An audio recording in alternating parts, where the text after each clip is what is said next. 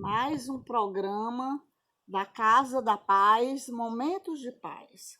Continuando as leituras do livro Vidas Vazias, de Joana de Ângeles, psicografado por Divaldo Pereira Franco. Hoje o capítulo que eu vou ler é o capítulo 7, Escândalos. A palavra escândalo significa todo e qualquer ato que atenta contra os bons costumes, as ações que desrespeitam as leis estabelecidas e os comportamentos que ferem os padrões da ética. Pode-se dizer que é uma violência contra o equilíbrio que deve viger no grupo social, em que os direitos e deveres de cada cidadão são respeitados e lhe definem o caráter moral. O escândalo tem várias causas, endógenas e exógenas.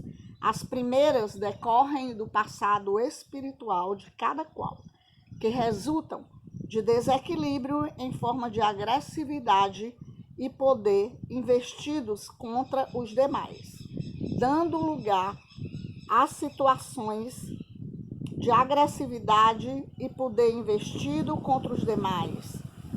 E as situações se tornam deploráveis.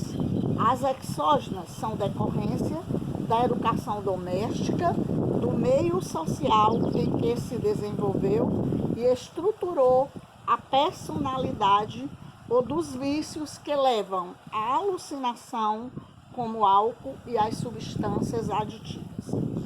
Jesus referiu-se à sordidez dessas atitudes e ao atrevimento das agressões aos costumes éticos. Informou que era necessário o acontecimento escandaloso para poder se aquilatar e manter-se o respeito por tudo quanto estimula o progresso e mantém a ordem. Também considerou a atitude daqueles que se ocupam de desvelar essas feridas morais da alma humana, como se não fossem portadores de males igualmente reprocháveis.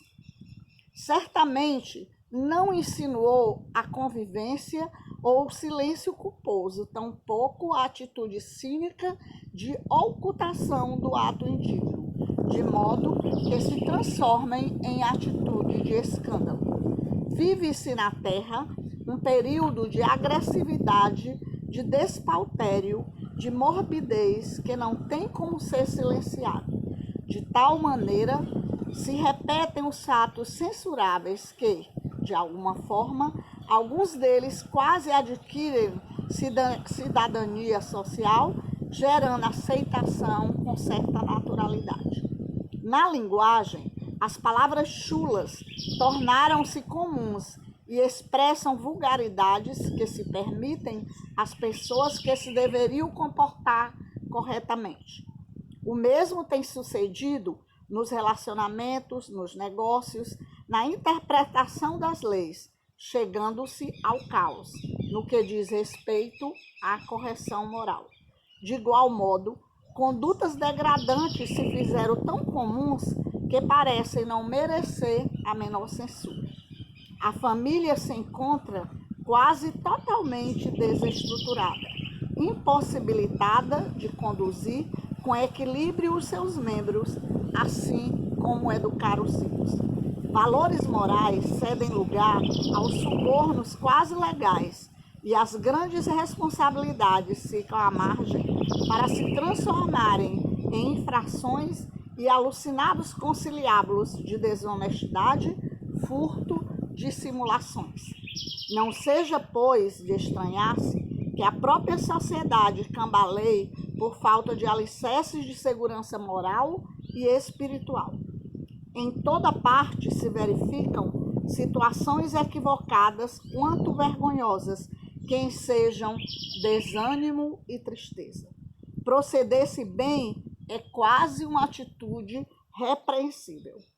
Quando esses escândalos ocorrem com pessoas aparentemente respeitáveis e socialmente saudáveis, a ressonância em outras existências é perturbadora, de consequências imprevisíveis. No coletivo humano, estimulam a criminalidade e a desintegração da dignidade. Felizmente, as divinas leis aguardam aqueles que as defraudam para aplicar os corretivos severos que se fazem necessários. Toda criatura humana é portadora de fragilidade moral que deve ser corrigida no transcurso da existência, razão pela qual a reencarnação é de alto significado para todos os espíritos. A conduta correta não é mais uma virtude, mas um dever que se faz necessário ser exercido conscientemente e sem possibilidades de defecção. Para que assim ocorra, o Evangelho de Jesus oferece a mais eficiente proposta moral e espiritual para o processo de rápida evolução. O seu conhecimento e prática proporcionam responsabilidades irrecusáveis, que se transformam em compromisso de imediata aplicação. Os Espíritos do Senhor vêm à Terra a fim de ampliar o conhecimento dos postulados evangélicos, e aqueles que os abraçam comprometem-se a vivenciá-los de maneira integral. Não obstante, a sagacidade de alguns indivíduos leva-os às ações hediondas, que mascaram com cinismo e aparente ingenuidade. Qual ocorre em todos os grupos sociais, os médiuns são convidados a assentar o seu trabalho em nobres responsabilidades com respeito ao próximo quanto a si mesmo.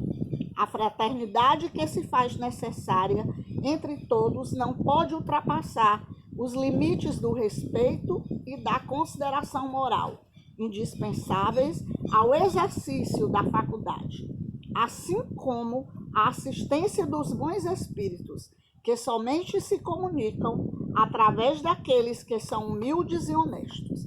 A princípio, enquanto se depuram, os servidores da mediunidade recebem as orientações dos seus guias, imprescindíveis à conduta grave, de modo a estabelecerem com naturalidade o comportamento cristão que deve ser mantido com todas as pessoas.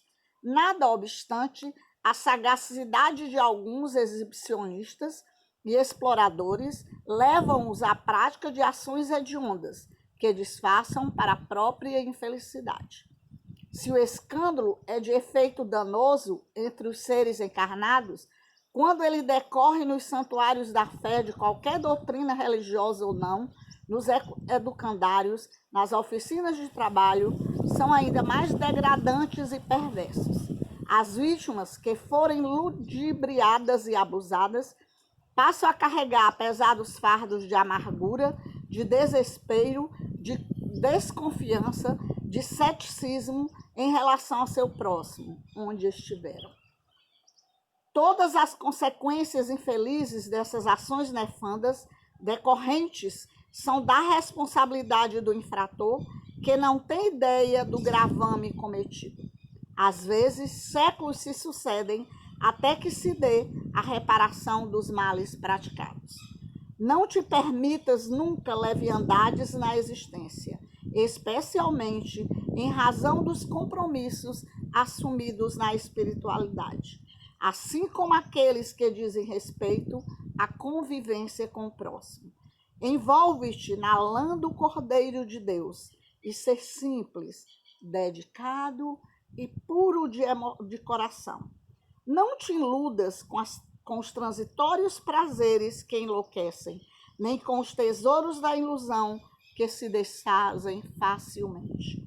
Ser fiel em todos os seus atos, gentil e correto em teus compromissos e nobre em tuas afeições.